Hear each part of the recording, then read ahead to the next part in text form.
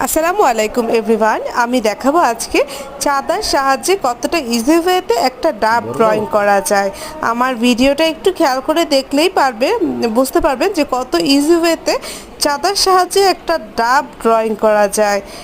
এবং আমি কিন্তু সবসময় বরাবর চেষ্টা করি খুব ন্যাচারালভাবে জিনিসগুলো ড্রয়িং করানোর, কারণ বাচ্চারা হচ্ছে ন্যাচারাল জিনিসের প্রতি আগ্রহ বোধ করে বেশি।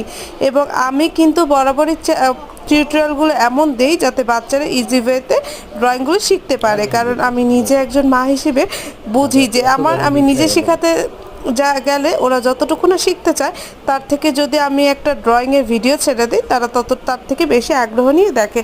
এর তো বড় বড় মোটা মোটা তো